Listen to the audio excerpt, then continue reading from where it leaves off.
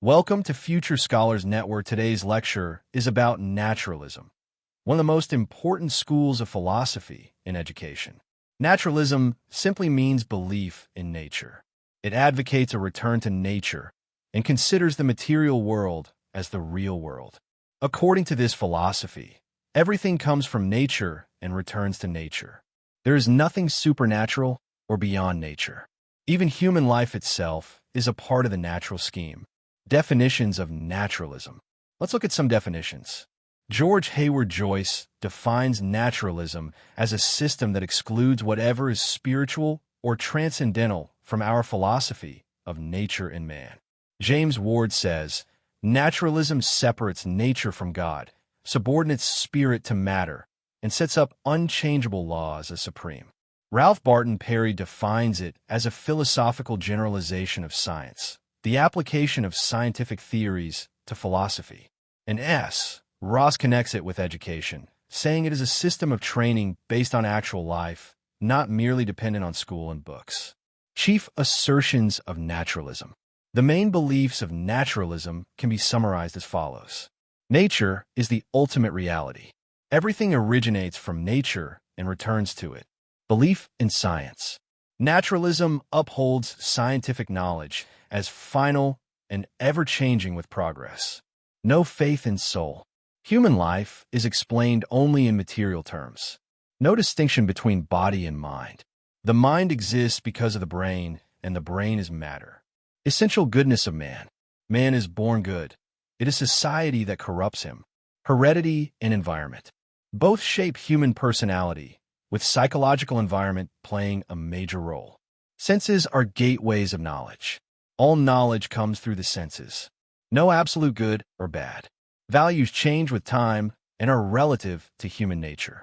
In short, naturalism gives rise to the idea of the natural man, who relies more on instincts and emotions than abstract reasoning. Naturalism and education.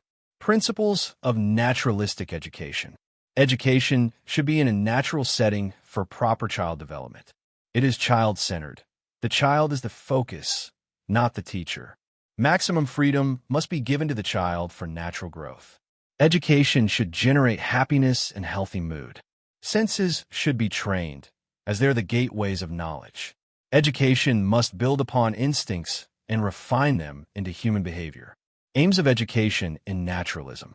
Naturalistic education aims at self-expression rather than self-realization, self-preservation and health, full development of the child's potential, survival of the individual, the fittest survive, economic efficiency for meeting life's needs, sublimation of instincts into useful channels, social and political adjustment, living in harmony with surroundings, autonomous individuality, enjoyment of leisure, curriculum according to naturalism. Naturalists believe the curriculum should grow with the child. Up to 12 years. Negative education.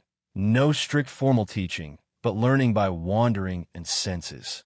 12 to 20 years. Training of intellect, experience-based learning, and social exposure. Higher stage. Emphasis on sciences taught not in classrooms, but through fieldwork and exploration. Rousseau's scheme of education followed this pattern, keeping the child's natural development at the center. Methods of teaching. Naturalists advocate direct experience with nature. Playway method of learning. Learning by doing rather than memorization. Discipline in naturalism. Naturalists believe in freedom with responsibility. Discipline should not be imposed from outside, but come from natural consequences. The teacher's role is to guide and design experiences, not to dominate. Role of the teacher. Extreme naturalists almost ignore the role of teacher, but moderate naturalists see the teacher as a guide and director of activities, helping the child form right habits without interfering too much. Merits of naturalism. It emphasizes child freedom and individuality. It brings psychology and science into education. It makes learning natural, enjoyable, and activity-based. It reduces strict discipline and values self-expression. Limitations of naturalism.